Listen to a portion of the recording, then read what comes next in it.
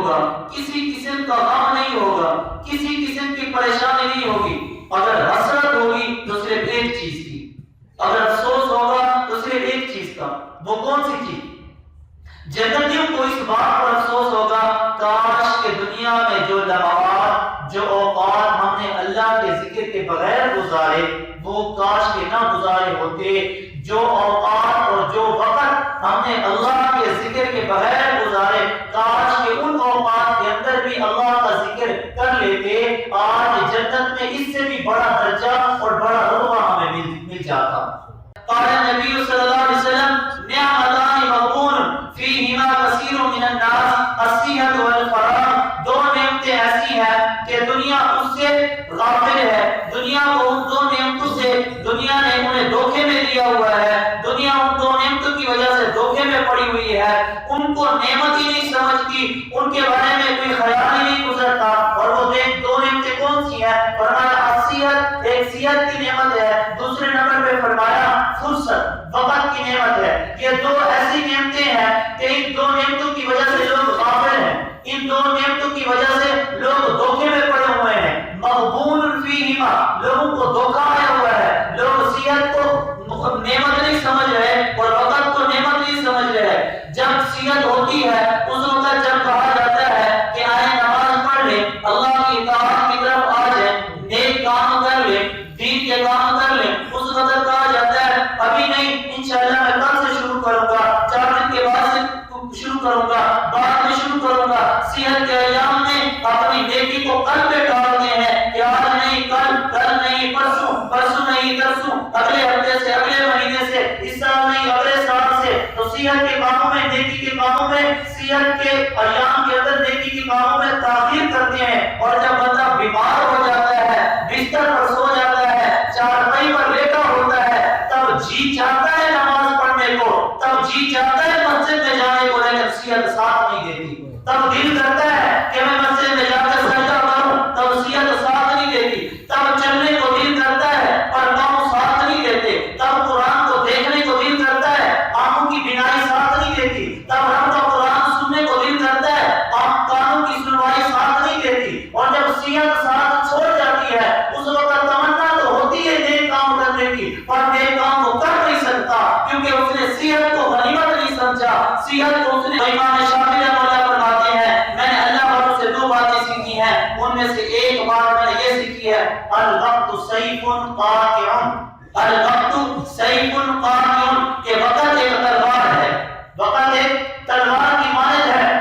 اگر تم اسے صحیح کاٹو گے تو ٹھیک، وگرنہ وقت تمہیں کاٹ دے گا۔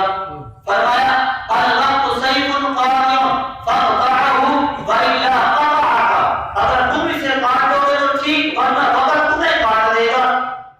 اس لیے تو اگر وقت کو تم دوسرے آسان لفظوں میں یوں سمجھ سکتے ہیں کہ اگر وقت کو تم نے ضائع کیا تو کل کو وقت تمہیں ضائع کر دے گا۔ آج اگر تم وقت کو برباد کر رہے ہو کل کو وقت تمہیں برباد کر دے گا۔ آج اگر تم علامہ ابن حجر اسقلانی رحمہ اللہ جنہوں نے بخاری شریف کی شرح لکھی ہے، شارح بخاری ہیں، وہ ان کا معمول تھا، وہ ان کا سارا وقت کتابوں کی تصنیف میں گزر جاتا، اور جب تھوڑا سا وقت بچتا تھا، وہ کون سا وقت؟ وہ وقت بچتا تھا جب وہ قلم کی نوک بنانے میں ٹائم گزارتے تھے، کیونکہ پہلے زمانے کے اندر کتابوں کی تصانیف ہوتی تھی، یہ قلم اور قلم کی نوک پر بناتے تھے، تو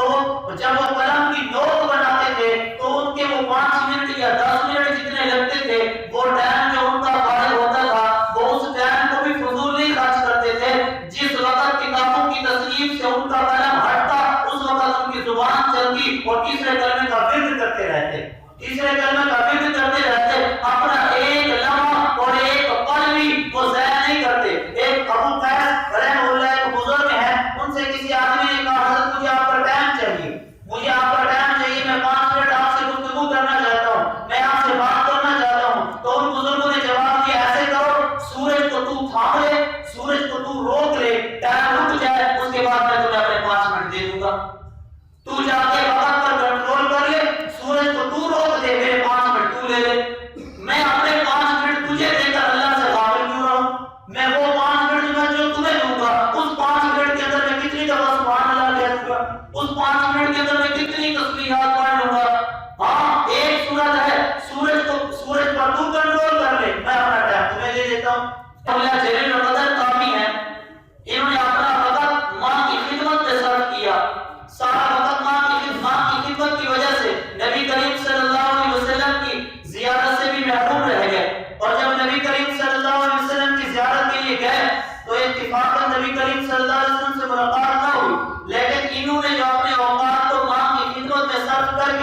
اللہ کے ہاں مقبول اور محبوب بنا ہے. اللہ کو یہ ادا اتنی پسند آئی کہ نبی اکرم صلی اللہ علیہ وسلم دعا نبی کریم صلی اللہ علیہ وسلم صحابہ کو کہہ رہے ہیں کہ تم جانا اویس قرنی سے ملاقات کرنا اور میری امت کے لیے مغفرت کی دعا کروانا اویس قرنی سے.